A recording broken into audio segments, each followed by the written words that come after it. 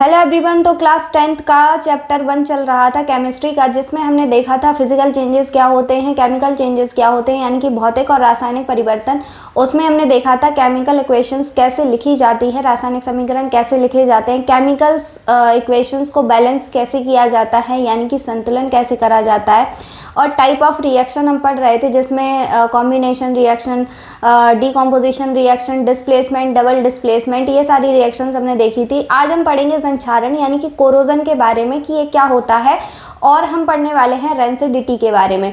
तो आइए शुरू करते हैं कि कोरोजन यानी कि संक्षारण होता क्या है।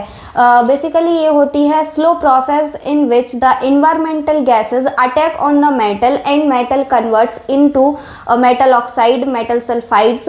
This is known as corrosion, यानी कि इसी को संक्षारण बोला जाता है। यानी कि वो धीमी प्रक्रिया होती है जिसमें वातावरण की जो गैसेज होती हैं, कुछ चुनिंदा गैसेस, सारी गैसेस आक्रमण नहीं करती हैं, तो जैसे कि carbon dioxide, H2S hydrogen sulphide, moisture जो होता है, कार्बन डाइऑक्साइड और जो नमी होती है, ये सब जो है मेटल यानी कि धातु की सतह पर आक्रमण करती हैं। और धातु की सतह पर आक्रमण करने से होता क्या है, जो धातुएं होती हैं वो धातु ऑक्साइड, धातु सल्फाइड इनमें बदल जाती हैं। इसी को बोला जाता है संक्षारण यानी कि कोरोजन। तो इसमें जो गैसेस इन्वॉल्व होते हैं, कार्बन डाइऑक्साइड, हाइड्रोजन सल्फाइड और ऑक्सीजन, तो ये क्या बनाती हैं, metal oxides, metal sulphides, metal carbonates, ये सब बनाते हैं, जिसको बोला जाता है संक्षारण यानी कि कोरोजन। तो कोरोजन का मतलब आप ऐसे समझ सकते हैं, जैसे सोन पापड़ी जो मिठाई होती है, जो कि दिवाली, भाई दूज, इन सब मेनली त्योहारों पे बहुत ज़्यादा बांटी जाती है, सस्ती सुंदर टिकाऊ होती है, बहुत ज़्यादा टेस्टी भी लगती है। तो जो सोन पापड़ी होती है, मान लीजिए कि ये जो सोन पापड़ी है ये इतनी मोटी है, तो जैसे सोन पापड़ी में उसमें लेयरिंग होती है कि जब हम इतनी बड़ी सोन पापड़ी को लेंगे खाने के लिए, तो एक लेयर उसकी हट गई, दूसरी हट गई, तीसरी हट गई, तो जो लास्ट में लेयर बचती है खाने के लिए, वैसे ही सेम मेटल के साथ भी होता है। जैसे मान लीजिए कि हमने इतनी सोन पापड़ी खा ली तो ये लेयर बच जाएगी, इतनी खा ली तो ये लेयर बच जाएगी, इतनी खा ली तो एक ना एक दिन वो ख़त्म हो जाएगी। सेम टू सेम जब मेटल, कोई भी मेटल जैसे कि आयरन, तो जैसे लोहे का गेट हो या लोहे की कोई भी चीज़ जिस पे जंग लगना शुरू होती है, और ये एक धीमी प्रक्रिया होती है, ऐसा नहीं है कि आज लोहे में जंग लगी और कुछ दिनों बाद वो लोहे का गेट गायब हो जाएगा, ये बहुत धीमी प्रोसेस होती है। तो इसमें होता क्या है, जो लोहा होता है इस पर carbon dioxide, hydrogen sulphide, moisture जो भी यहाँ पे आक्रमण करेगा, मेनली यहाँ पे मॉइस्चर अटैक करता है, तो उसकी वजह से क्या होगा, जो लोहे का सरफेस होता है, तो मेटल, मान लीजिए आयरन का ये मेटल है और ये जो एरिया है ये उसकी सरफेस एक्सपोज है एनवायरनमेंट में, तो इतना जो इसका एरिया होगा जो कि एक्सपोज होता है, क्योंकि हम लोग क्या करते हैं, जो लोहे की चीज़ें होती हैं उसको पेंट करके रखते हैं ताकि प्रिवेंट करा जा सके उसको रस्टिंग से।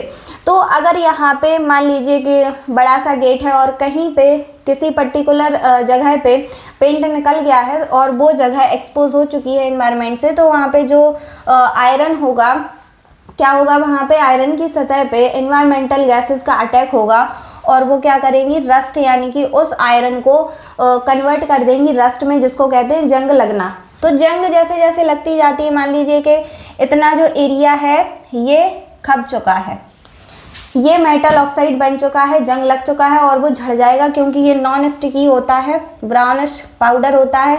अब मान लीजिए कि लोहे का इतना पार्ट बचा, फिर भी हमने नोटिस नहीं किया और हमने उस पर पेंट नहीं किया, कुछ भी नहीं किया, फिर से यहाँ पे ये जो सरफेस है ये एक्सपोज हो जाएगा। जैसे हमने सोन पापड़ी खाई, ऊपर की परत खाई, नीचे की परत एक्सपोज होगी, नीचे की खाई, फिर से नीचे की एक्सपोज होगी, यानी कि जो अंदर की लेयर्स हैं वो ऊपर आती जाएंगी, एक्सपोज होती जाएंगी। सेम ऐसे ही जब मेटल की सतह पर जंग लगती है तो ऊपर वाली सतह खराब होकर झड़ जाती है, फिर जो नीचे वाला आयरन होता है वो एक्सपोज होता है और उस पर भी जंग लग जाती है और फिर वो भी झड़ जाता है, फिर नीचे वाला एक्सपोज होगा। तो ऐसे करते करते जो पूरा का पूरा आयरन होता है वो मेटल ऑक्साइड में बदल जाता है, जिसकी वजह से यहाँ पे जंग लग जाती है, जिसको बोला जाता है संक्षारण, जिसका एग्जाम्पल होता है रस्टिंग यानी कि जंग लगना।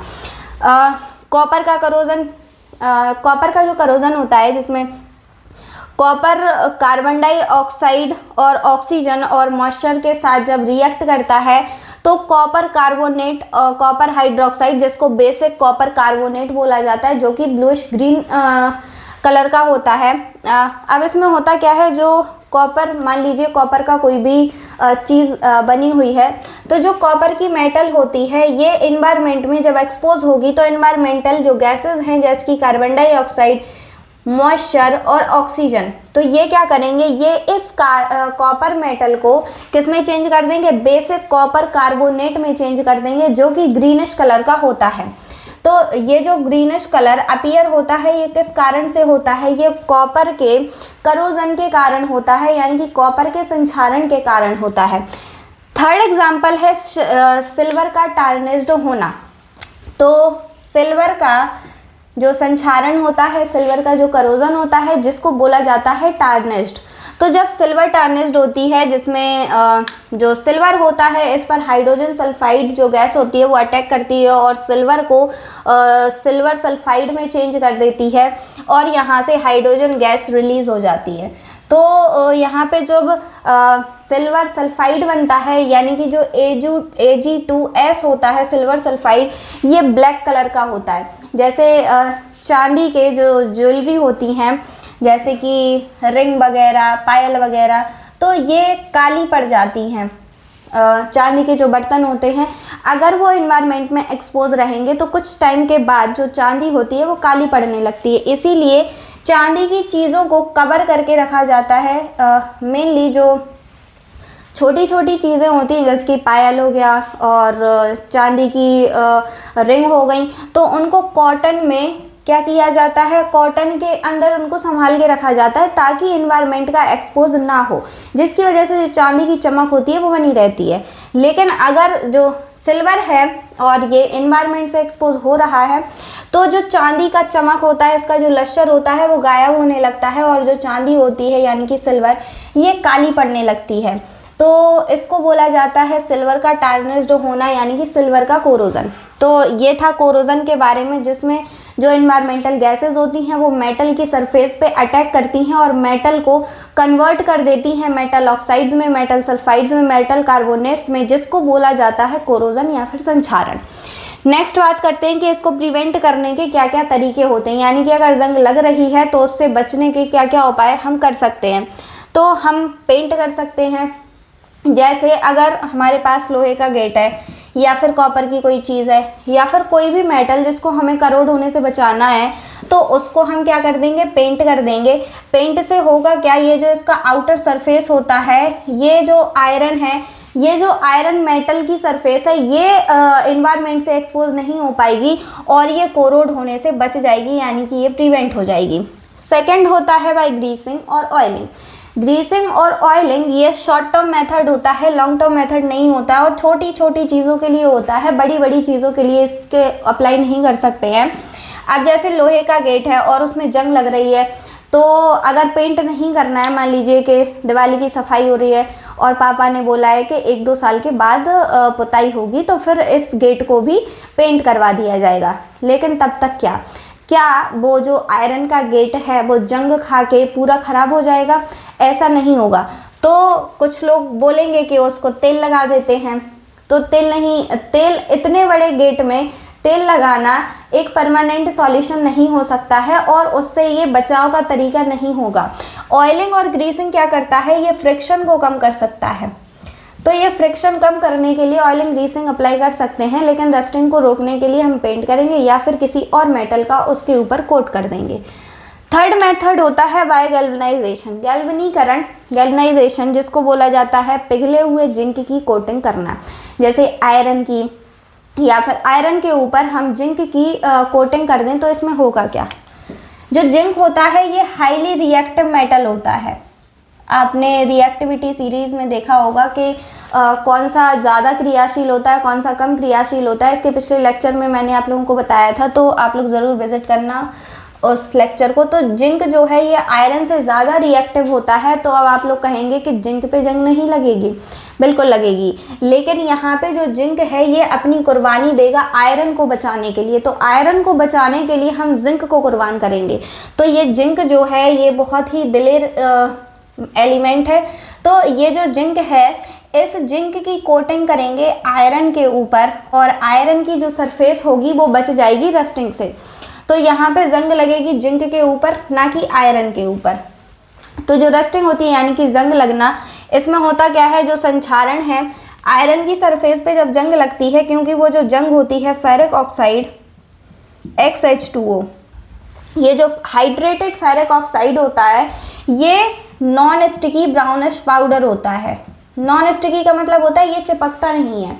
अगर ये चिपकता तो कोई प्रॉब्लम ही नहीं होती, क्योंकि मान लीजिए कि आयरन का ये जो मेटल है इसका आउटर सरफेस एक्सपोज हुआ है और यहाँ पे जंग लगना शुरू हुआ है। अगर ये जो जंग Fe2O3 हाइड्रेटेड Fe2O3 अगर ये स्टिकी होता तो इसी सरफेस पे ये चिपक के रह जाता और जो नीचे वाला मेटल है ये जो है एनवायरनमेंट से एक्सपोज नहीं होता और इसमें जंग नहीं लगती, तो ये जो आयरन है ये बच जाता। लेकिन इसमें होता क्या है, जो ये Fe2O3 XH2O होता है ferric oxide, hydrated ferric oxide, ये झड़ जाता है क्योंकि ये नॉन स्टिकी ब्राउनिश पाउडर होता है। अगर जहाँ पे जंग लगी और आप लोगों ने उस सरफेस को ऐसे रब किया हो तो आपकी उंगलियों पे ब्राउनिश पाउडर आ जाता है, वही होता है हाइड्रेटेड फेरिक ऑक्साइड जो कि नॉन स्टिकी पाउडर होता है। अब जो जंग लगना है यानी कि जो रस्टिंग होती है ये यूज़फुल भी होती है, लेकिन कहीं कहीं पे, जैसे कि इसका एडवांटेज क्या होता है, जो एल्यूमिनियम होता है, तो जो एल्यूमिनियम होता है इसको बोला जाता है हाईली रेसिस्टेंट जो मेटल होता है। क्योंकि इसको रेसिस्टेंस मेटल क्यों बोलते हैं, क्योंकि जब एल्यूमिनियम को एक्सपोज होता है, ये एल्यूमिनियम जब मॉइस्ट एयर के साथ एक्सपोज होता है, मॉइस्ट एयर में क्या होगा, H2O होगा, वाटर के साथ जब ये रिएक्ट करता है तो ये Al2O3 बनाता है और हाइड्रोजन गैस बाहर रिलीज हो जाती है। तो अब इसमें होगा क्या, जो एल्यूमिनियम ने मॉइस्ट एयर के साथ यानी कि जो नमी है उसके साथ रिएक्ट किया है तो एल्यूमिनियम ऑक्साइड बनाया है। जो एल्यूमिनियम ऑक्साइड होता है ये नॉन पेनिट्रेबल होता है। अब देखिए यहाँ पे जो एल्यूमिनियम है, मान लीजिए ये जो एल्यूमिनियम की मेटल है और ये एनवायरनमेंट से एक्सपोज हो रही है और इसमें जंग लगना शुरू हुआ है और इसने एल्यूमिनियम ऑक्साइड बना दिया है। क्योंकि जो एल्यूमिनियम ऑक्साइड है ये कैसा होता है, नॉन पेनिट्रेबल होता है। नॉन पेनिट्रेबल का मतलब क्या होता है, नॉन पेनिट्रेबल का मतलब होता है कि जो मॉइस्चर है, जो एनवायरनमेंट की गैसेस हैं, ये इसको क्रॉस करके इसके अंदर नहीं जा सकती हैं। यानी कि जंग इसकी सतह के ऊपर ही लगेगी और जो ऊपर वाली सतह है भले ही ख़राब हो चुकी हो, लेकिन जो अंदर वाला मेटल होगा ये ख़राब नहीं होगा, ये बिल्कुल सही सलामत रहेगा। क्योंकि जो एल्यूमिनियम ऑक्साइड होता है ये नॉन पेनिट्रेबल होता है किसी भी गैस के लिए। तो जो एल्यूमिनियम ऑक्साइड होता है नॉन पेनिट्रेबल होता है, इसीलिए ये जो एल्यूमिनियम होता है इसको हाईली रेसिस्टेंस मेटल बोला जाता है। तो आगे बात करते हैं रेंसिडिटी की। रेंसिडिटी क्या होता है, अगर आप लोगों ने कभी भी जो पैकेज्ड कुरकुरे या फिर कुछ भी ऑयली चीज़ खाई हो और उसको ऐसे ही छोड़ दिया हो बिना पैक किए, तो उसमें होता क्या है, जैसे कि चिप्स हो गया या कोई भी तेलीय चीज़ जो स्नैक्स वगैरह होते हैं, तो कुछ टाइम के बाद देखेंगे जैसे कुरकुरे, तो अगर हमने उसको सील पैक खोल दिया है और कुछ टाइम बाद देखेंगे तो उसके अंदर के जो कुरकुरे होते हैं वो कैसे हो जाते हैं, सॉफ्ट हो जाते हैं। वो सॉफ्ट किस कारण से होते हैं, क्योंकि ये जो चिप्स हैं, तेल की चीज़ें हैं, कुरकुरे वगैरह, ये किस में तले हुए रहते हैं, तेल में। और जो तेल होता है ये ऑक्सीजन के साथ रिएक्ट करके, जो ऑक्सीजन होता है वो तेल को, फैट को ऑक्सीडाइज कर देता है, ऑक्सीकृत कर देता है, जिसको बोला जाता है रेंसिड होना। रेंसिड का मतलब होता है कि इसमें जो तेल होता है यानी कि जो फैट्स हैं ये कन्वर्ट होगा, जब ये ऑक्सीडाइज होगा तो जो फैट्स होते हैं ये वोलाटाइल कंपाउंड्स में, कुछ वोलाटाइल कंपाउंड्स में कन्वर्ट हो जाते हैं। वोलाटाइल का मतलब होता है जिसकी जो भाप बन के उड़े, वो जो कंपाउंड भाप बन के उड़ते हैं उनको वोलाटाइल कंपाउंड बोला जाता है। तो ये जो वोलाटाइल कंपाउंड उड़ते हैं जिसकी हमें स्मेल भी आती है, तो जब कोई भी तेल की चीज़ जब हम खुले में छोड़ देते हैं तो उसका जो तेल होता है वो ऑक्सीडाइज हो जाता है, जिसकी वजह से वहाँ पे वोलाटाइल कंपाउंड्स का निर्माण होता है, जिसके कारण हमें स्मेल आती है और जो पदार्थ है उसका हमें टेस्ट खराब सा लगता है। तो जो रेंसिडिटी होती है ऑक्सीजन की वजह से होती है, क्योंकि ये ऑक्सीजन जो होता है फैट्स को ऑक्सीडाइज कर देता है, यानी कि बसा को ऑक्सीकृत कर देगा। इसका रिजल्ट होता है ये वोलाटाइल कंपाउंड बनाता है, जो कि कारण होता है बैड टेस्ट और ऑडर का, यानी कि बुरे जो स्वाद होता है और जो बुरी स्मेल आती है इन वोलाटाइल कंपाउंड्स के बनने के कारण आती है। अब इसको प्रिवेंट कैसे कर सकते हैं कि जो पैकेज्ड फूड होते हैं उनमें एंटीऑक्सीडेंट्स हों। तो एंटीऑक्सीडेंट नाम से ही क्लियर है एंटी का मतलब क्या होता है? एंटी का मतलब होता है विपरीत। किसके विपरीत? एंटीऑक्सीडेंट, ऑक्सीजन, यानी कि एंटीऑक्सीडेंट्स किसके विपरीत काम करेंगे? ऑक्सीजन के विपरीत काम करेंगे। तो जो एंटीऑक्सीडेंट्स होते हैं ये ऑक्सीजन के विपरीत काम करते हैं। या फिर हम दूसरा तरीका वैक्यूम पैकेज यूज़ कर सकते हैं। वैक्यूम पैकेज का मतलब होता है जैसे इस फूड को हमें इस पैकेट में भरना है, तो इसमें जो जगह बची हुई है इसको हम पूरा सक कर लेंगे, इसमें जितनी भी ऑक्सीजन होगी उसको हम बाहर निकाल देंगे, जिसकी वजह से उसमें जो है वैक्यूम क्रिएट हो जाएगा। या फिर हम कर सकते हैं, रिप्लेस कर सकते हैं ऑक्सीजन को नाइट्रोजन के साथ। जो चिप्स वगैरह आते हैं तो आजकल तो बहुत सारे कुरकुरे ऐसे हैं जिसमें 4 कुरकुरे होंगे, बाकी हवा होगी। तो सबसे पहले हवा खाते हैं, उसके बाद 4 कुरकुरे अगर उसमें होंगे तो वो खाए जाएंगे। तो ऑक्सीजन को रिप्लेस किया जाता है, उसमें जो हवा होती है उसमें नाइट्रोजन गैस भरी जाती है ताकि वहाँ पे ऑक्सीजन ना आ पाए और जो फैट्स हैं उसको ऑक्सीडाइज ना कर पाए। या फिर सबसे बेस्ट तरीका होता है रेफ्रिजरेट करना। रेफ्रिजरेट का मतलब क्या होता है कि उसको बहुत ठंडे टेम्परेचर पे स्टोर करके रखना, ताकि जो ऑक्सीकृत या ऑक्सीडेशन की जो प्रक्रिया होती है वो स्लो डाउन हो जाती है। तो ये था रेंसिडिटी और करोजन के बारे में। अब जो पिछले लेक्चर में हमने जो भी पढ़ा था टाइप ऑफ रिएक्शन के बारे में, बैलेंसिंग ऑफ केमिकल इक्वेशन, उसके कुछ क्वेश्चन सॉल्व करते हैं। तो पहला है संतुलन यानी कि बैलेंसिंग वाला। आप लोगों के बोर्ड में क्वेश्चन जो आते हैं उसमें वर्ड इक्वेशन लिखनी पड़ती है। वर्ड इक्वेशन अगर वर्ड इक्वेशन लिखनी आई हो तो आप लोग केमिकल फॉर्मूला याद कर लेना। वैसे तो रिएक्शंस भी लिखी हुई आती हैं और वर्ड इक्वेशन भी आप लोगों को लिखनी होती हैं।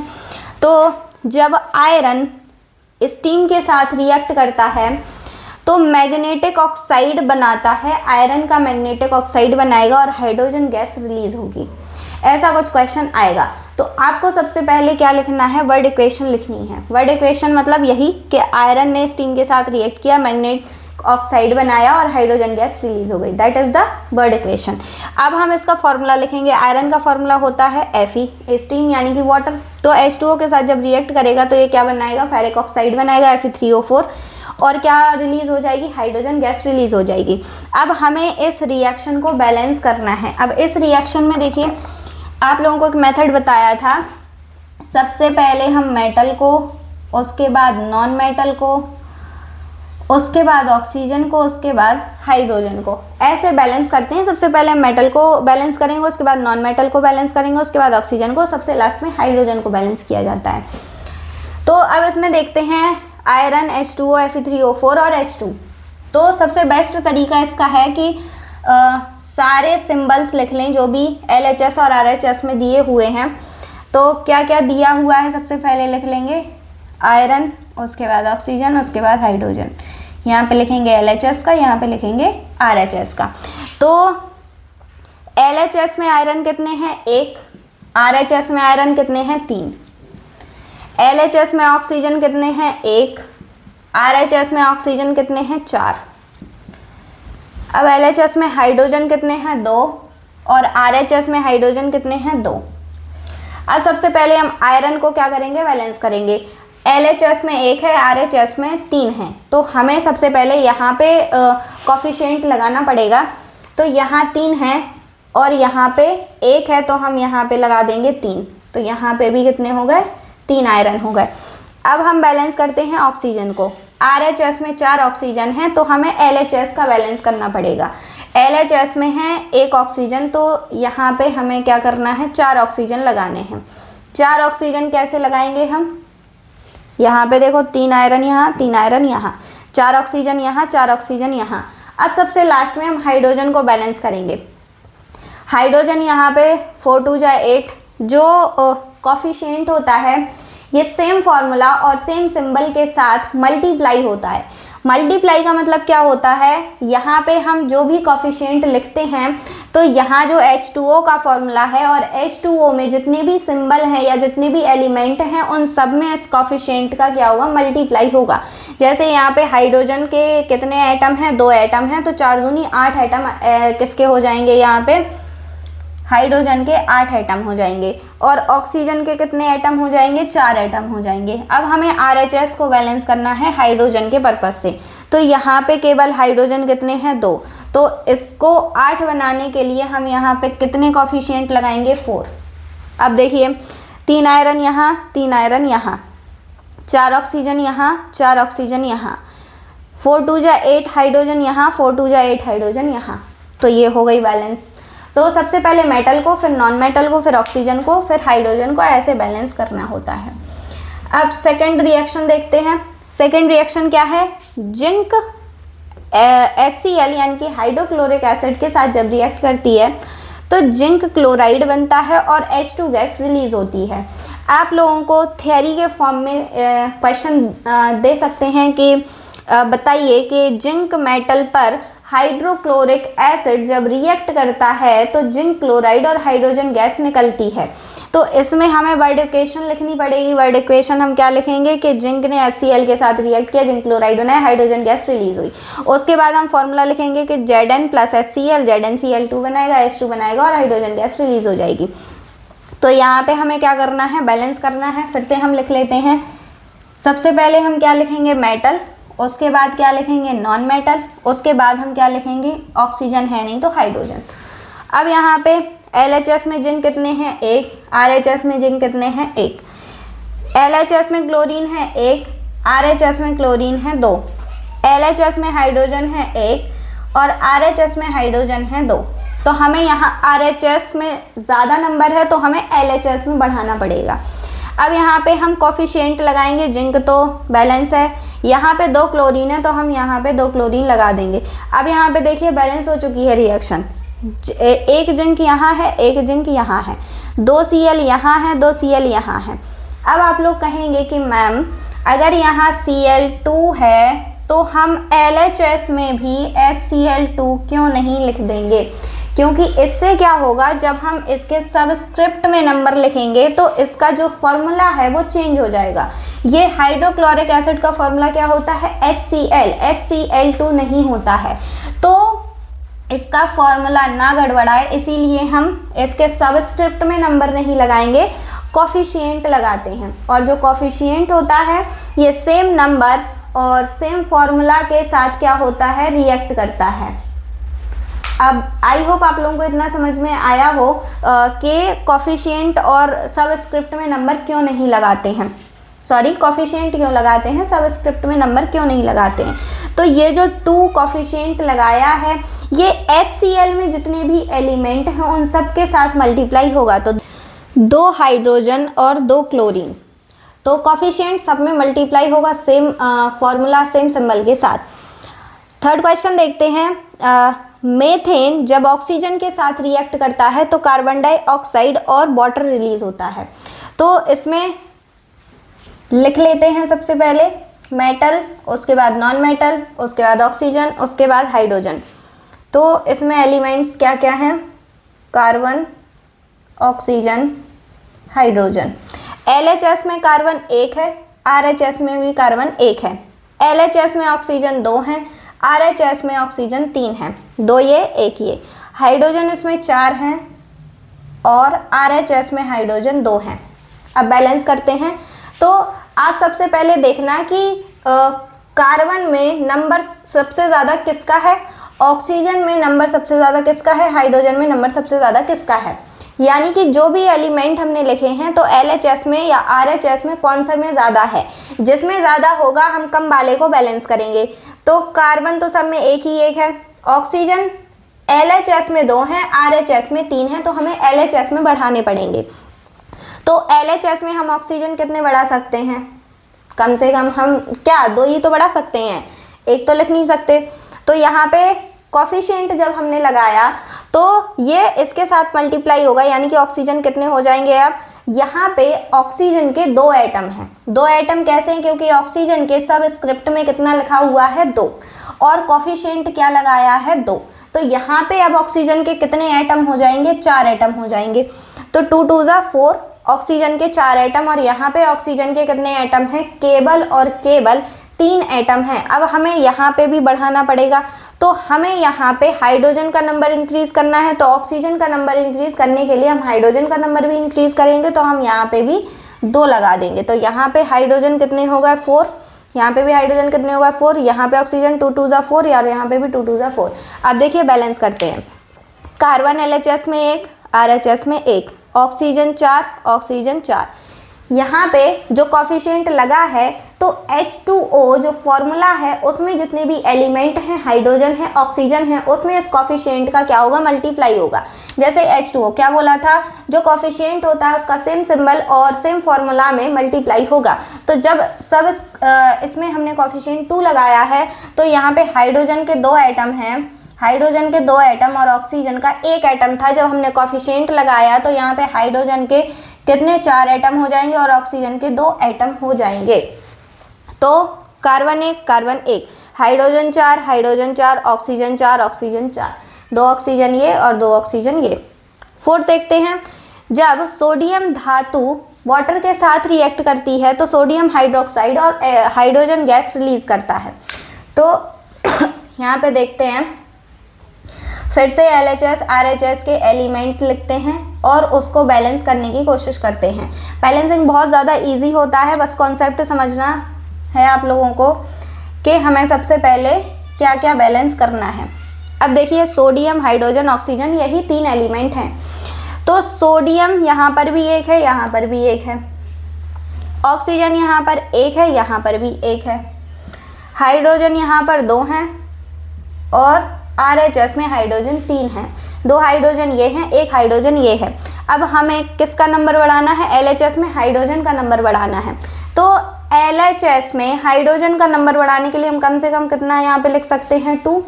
तो 4 हाइड्रोजन हो गए और 2 ऑक्सीजन हो गए। अब हमें यहाँ पे भी बढ़ाना पड़ेगा। ऑक्सीजन का नंबर बढ़ाने के लिए हमें इसमें कॉफिशिएंट लगाना पड़ेगा। तो 2 सोडियम हो गए, तो हमें यहाँ पे भी सोडियम का नंबर इंक्रीज करना पड़ेगा। 2 सोडियम यहाँ है, 2 सोडियम यहाँ है, 4 हाइड्रोजन यहाँ है और 4 हाइड्रोजन यहाँ है। क्योंकि इसमें जो कॉफिशिएंट लगा है तो सोडियम हाइड्रोक्साइड में जितने भी एलिमेंट हैं उस 2 का मल्टीप्लाई सब में होगा, क्योंकि सेम फॉर्मूला सेम सिंबल के साथ उस कॉफिशिएंट का मल्टीप्लाई होता है।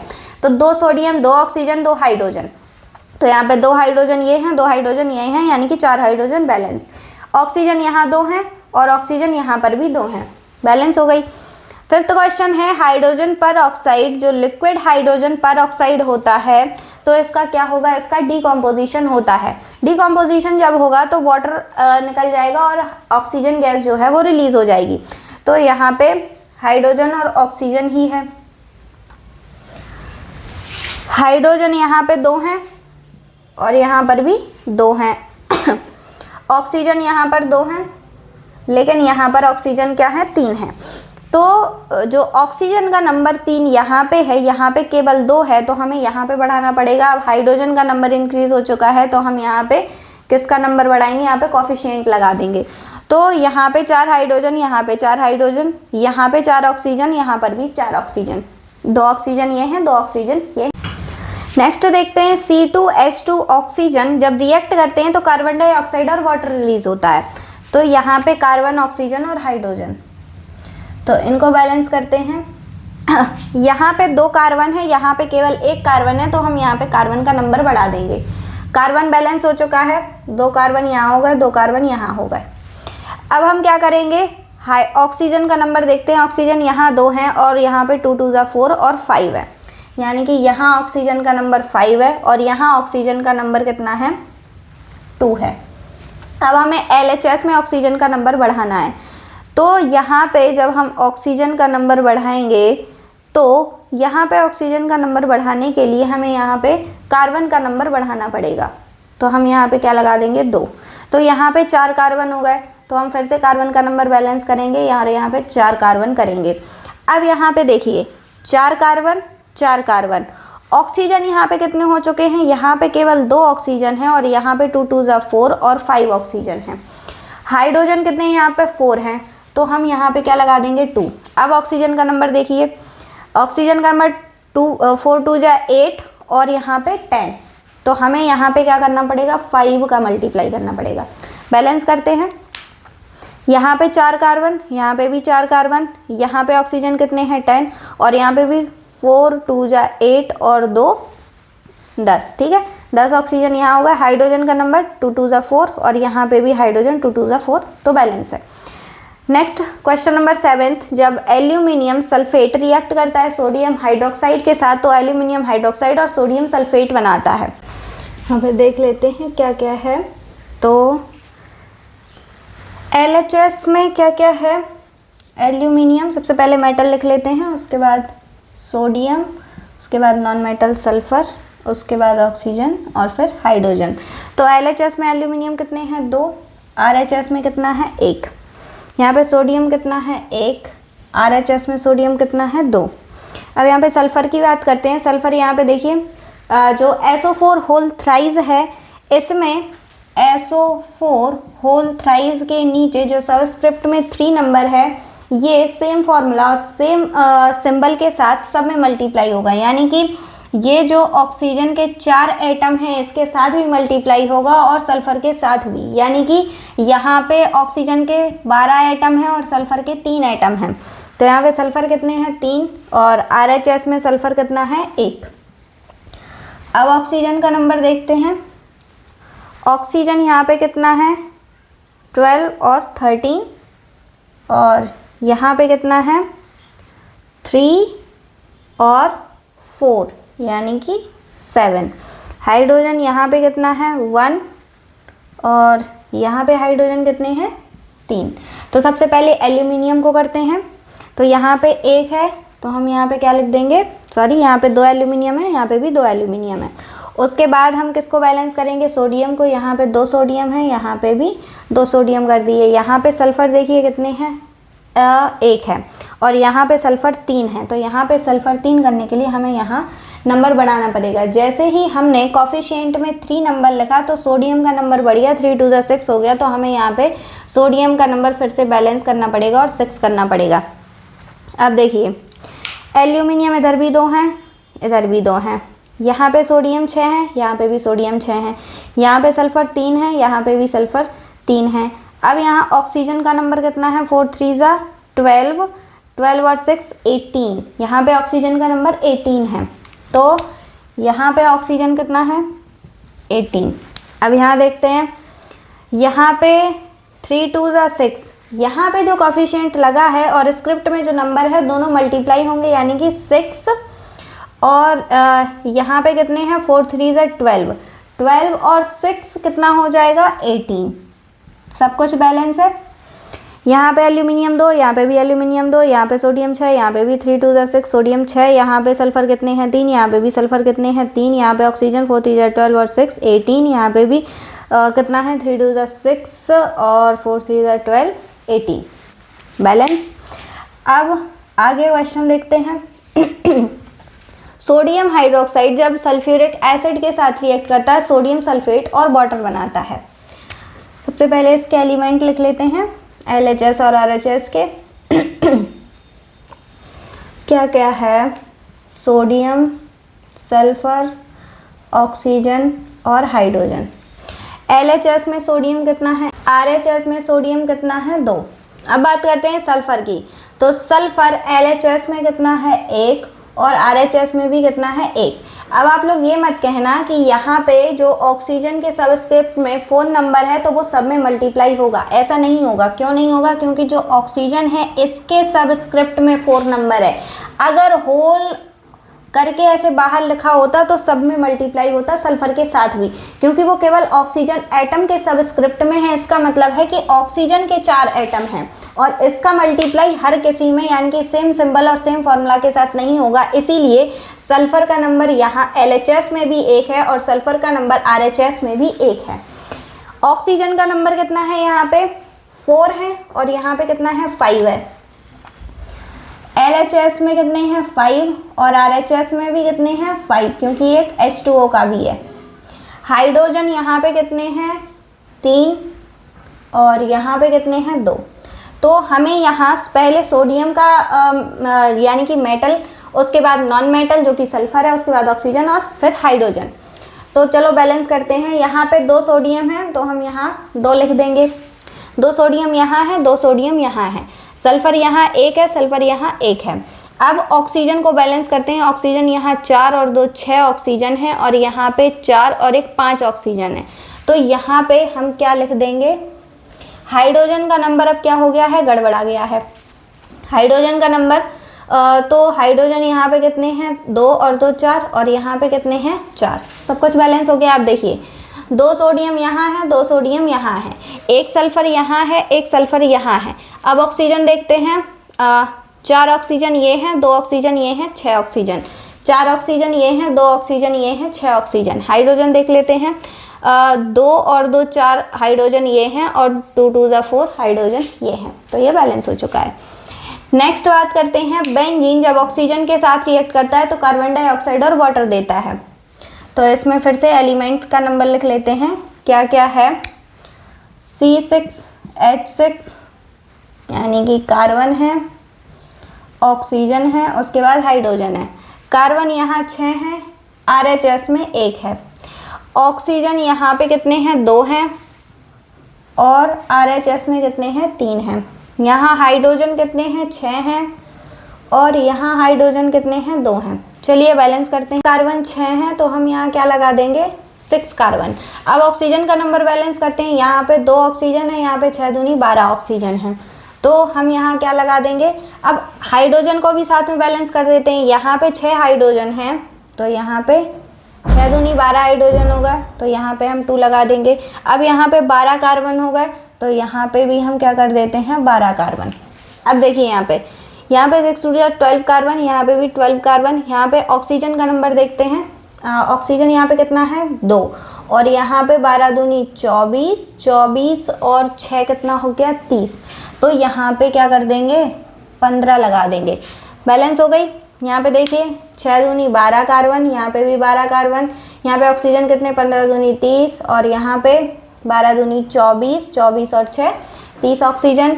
हाइड्रोजन यहाँ पे कितना है, 6 2 12, और यहाँ पे भी 6 2 12 हाइड्रोजन।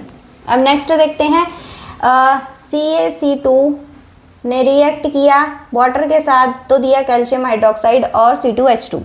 तो यहाँ पे क्या क्या है, कैल्शियम है, कार्बन है, कैल्शियम है, कार्बन है, ऑक्सीजन है, हाइड्रोजन है। यहाँ पे कैल्शियम कितना है, 1, यहाँ पे भी कितना है, 1। अब यहाँ पे कार्बन कितना है, 2, और RHS में भी कार्बन कितना है, 2। LHS में ऑक्सीजन कितना है, 1, RHS में ऑक्सीजन कितना है, 2, हाइड्रोजन LHS में कितना है, 2, RHS में कितना है, 4। तो अब यहाँ पे बैलेंस करते हैं। कैल्शियम 1 है, 1 है। कार्बन को बैलेंस करते हैं, कार्बन 2 है, 2 है, ठीक है। ऑक्सीजन को बैलेंस करते हैं, ऑक्सीजन यहाँ पे 1 है, और यहाँ पे कितने हैं, 2 हैं। तो यहाँ पे हमें क्या बढ़ाना पड़ेगा, ऑक्सीजन का नंबर। अब यहाँ पे जो हाइड्रोजन है और कैल्शियम सब कुछ बैलेंस हो चुका है। देखिए कैल्शियम 1 है, कैल्शियम 1 है, 1 1, ठीक है। कार्बन 2 है, और कार्बन यहाँ पे भी 2 है, बैलेंस। ऑक्सीजन का नंबर देखते हैं, यहाँ पे 2 है, यहाँ पे क्या हो चुका है, 2 हो चुका है, और RHS में भी कितना है, 2 है। यहाँ पे हाइड्रोजन देखते हैं, हाइड्रोजन 2 2 4 है, और यहाँ पे भी 2 ये हैं, 2 ये हैं, यानी कि 4 बैलेंस हो चुका है।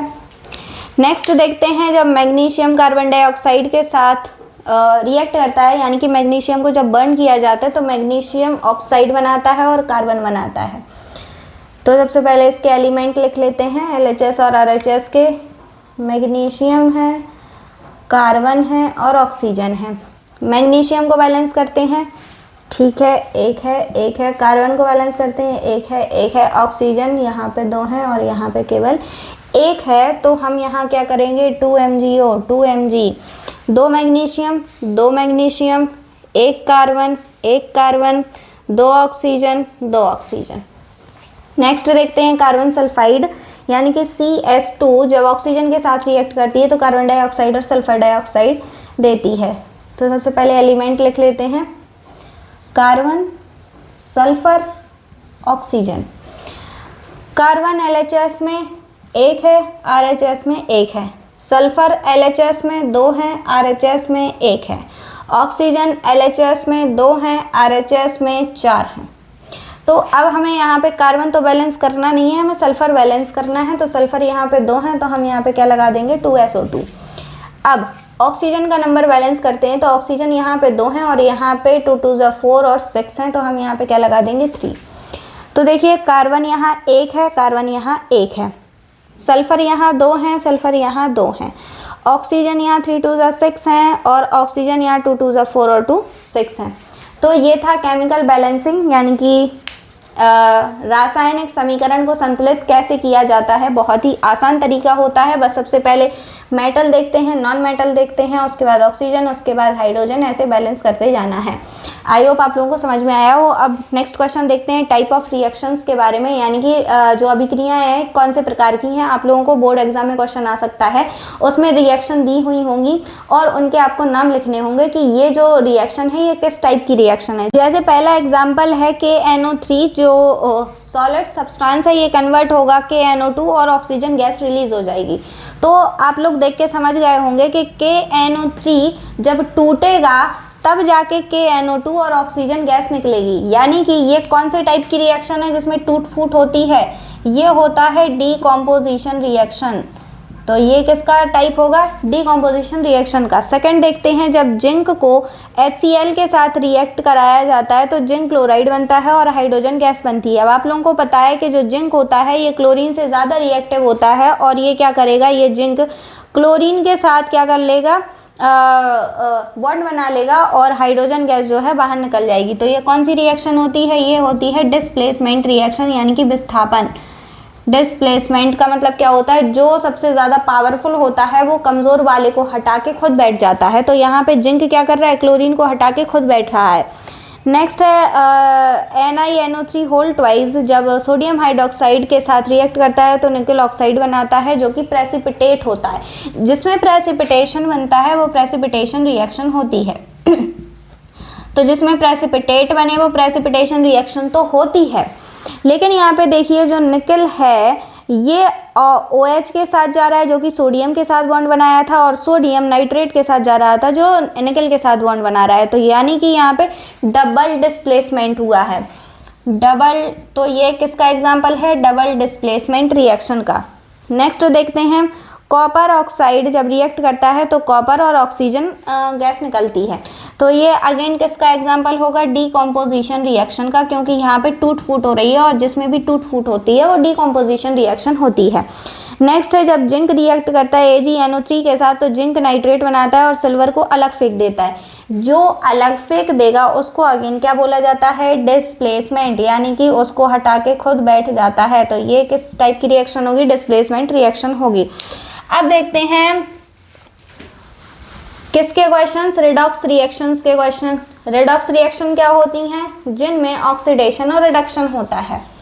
ऑक्सीडेशन और रिडक्शन क्या होता है, lose of hydrogen gain of oxygen is called oxidation, gain of hydrogen lose of oxygen is called reduction, यानी कि ऑक्सीकरण और अपचयन, redox reaction.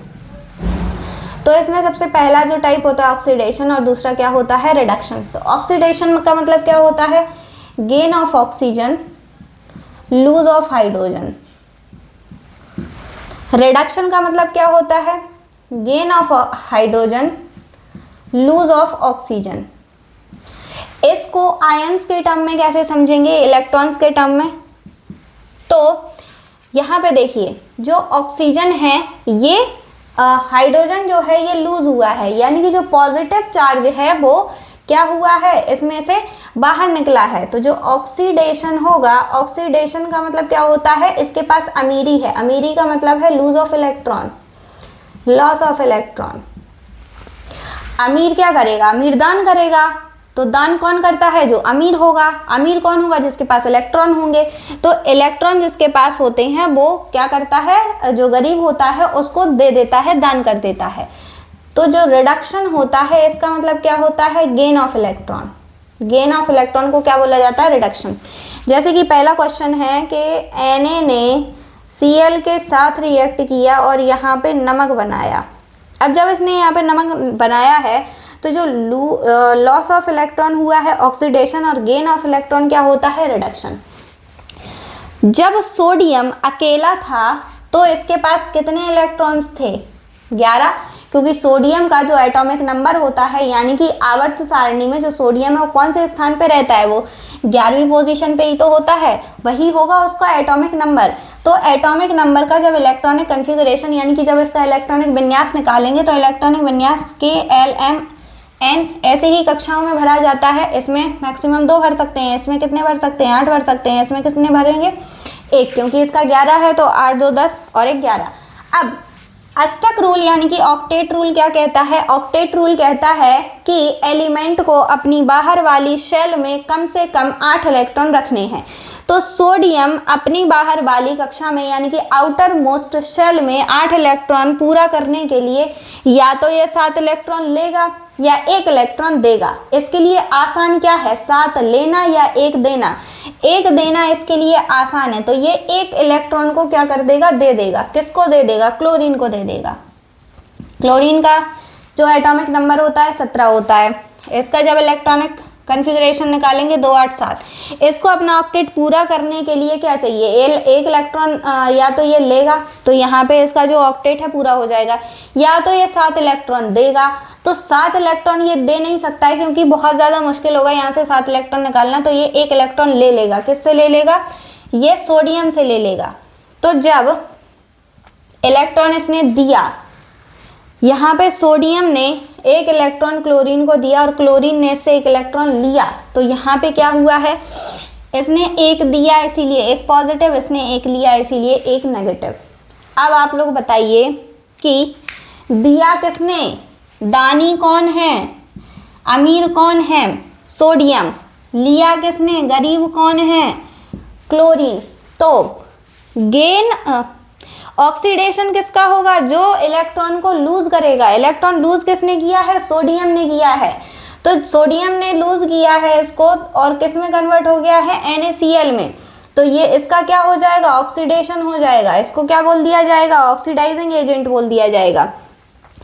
Sorry, reducing agent, क्योंकि जिसका ऑक्सीडेशन होता है वो रिड्यूसिंग एजेंट होता है, जिसका रिडक्शन होता है वो ऑक्सीडाइजिंग एजेंट होता है। तो जहाँ से इलेक्ट्रॉन निकला है ऑक्सीडेशन होगा और जहाँ इलेक्ट्रॉन गेन हुआ है वो क्या होगा? रिडक्शन यानी कि अपचयन होगा। आई होप आप लोगों को ये समझ में आया हो। अब नेक्स्ट देखते हैं Fe2O3 यानी कि फेरिक ऑक्साइड जब कार्बन मोनोऑक्साइड के साथ रिएक्ट करता है तो आयरन और कार्बन डाइऑक्साइड देता है। अब इसमें देखिए आयरन के पास ऑक्सीजन था यानी कि ये अमीर है। इसने अपना ऑक्सीजन किसको दे दिया है? इसने कार्बन मोनोऑक्साइड को दे दिया है। तो जो कार्बन मोनोऑक्साइड है ये क्या है? गरीब है। तो ऑक्सीडाइजिंग एजेंट कौन होगा? Iron oxide. जो ऑक्सीजन देता है, इसने ऑक्सीजन दिया, इसने इलेक्ट्रॉन दिया है, तो ये क्या होगा? ऑक्सीडाइजिंग एजेंट होगा। और ये क्या करेगा? रिड्यूस हो जाएगा। इसने लिया है ऑक्सीजन तो ये रिड्यूसिंग एजेंट हुआ। इसका क्या हुआ है? ऑक्सीडेशन हुआ है। और इसका क्या हुआ है? इसका रिडक्शन हुआ है। तो जो ऑक्सीजन देगा वो ऑक्सीडाइजिंग एजेंट होगा और जो ऑक्सीजन लेगा वो रिड्यूसिंग एजेंट होगा। तो यहाँ पे ऑक्सीडेशन किसका हुआ है? कार्बन डाइऑक्साइड, यानी कि इसी ने तो ऑक्सीजन लिया है। और रिडक्शन किसका हुआ है? इसका हुआ है। जो ऑक्सीडाइजिंग एजेंट होता है उसका रिडक्शन होता है, जो रिड्यूसिंग एजेंट होता है उसका ऑक्सीडेशन होता है। आई होप आप लोगों को समझ में आया हो। ऑक्सीडाइजिंग एजेंट रिड्यूस होगा, रिड्यूसिंग एजेंट जो होता है वो क्या होगा? ऑक्सीडाइज होगा। नेक्स्ट देखते हैं मैंगनीज ऑक्साइड जब एल्यूमिनियम के साथ रिएक्ट करता है तो ये क्या बनाएगा? MnO2 प्लस एल्यूमिनियम मैग्नीज देगा और एल्यूमिनियम ऑक्साइड देगा। अब देखिए इसके पास ऑक्सीजन था तो ये क्या हुआ? Oxidizing agent. इसके पास ऑक्सीजन नहीं है तो ये क्या होगा? Reducing agent. ऑक्सीजन किसने दिया है? ऑक्सीडाइजिंग एजेंट ने दिया है तो ये क्या हुआ है? ये रिड्यूस हुआ है यानी कि इसका रिडक्शन हुआ है। ऑक्सीजन किसको मिला है? ऑक्सीजन एल्यूमिनियम को मिला है, इसीलिए इसका क्या होगा? ऑक्सीडेशन होगा। आपके बोर्ड एग्जाम में क्वेश्चन कैसे आएगा? ये रिएक्शन दी हुई होगी और इसमें पूछेगा ऑक्सीडाइजिंग एजेंट बताइए, रिड्यूसिंग एजेंट बताइए, ऑक्सीडेशन किसका हुआ है, रिडक्शन किसका हुआ है, ये बताना है आप लोगों को। तो आई होप अगर आप लोगों के बोर्ड एग्जाम में क्वेश्चन आता है तो आप लोग कर लेंगे। नेक्स्ट क्वेश्चन है कॉपर AgNO3 के साथ रिएक्ट करता है तो कॉपर नाइट्रेट बनाता है और सिल्वर निकल जाता है। यहाँ पे कॉपर के पास ऑक्सीजन नहीं है, लेकिन यहाँ पे कॉपर के पास ऑक्सीजन आ चुकी है, यानी कि AgNO3 जो ऑक्सीडाइजिंग एजेंट है, इसने कॉपर को क्या किया है, कॉपर को क्या किया है, इसने ऑक्सीडाइज किया है। जो ऑक्सीडाइज करता है वो रिड्यूस होता है, तो रिड्यूस कौन होगा, रिडक्शन इसका होगा, सिल्वर का, सिल्वर नाइट्रेट का रिडक्शन हुआ है, रिडक्शन होगा, यानी कि ये ऑक्सीडाइजिंग एजेंट है। जो ऑक्सीडाइजिंग एजेंट होता है वो रिड्यूस होता है और जो रिड्यूसिंग एजेंट होता है वो ऑक्सीडाइज होता है। आई होप आप लोगों को ये लेक्चर समझ में आया हो। इसके बाद हम क्लास 10th का सेकंड चैप्टर पढ़ेंगे और ये चैप्टर आप लोग रिवाइज करिए, फॉर्मूला अच्छे से याद करिए और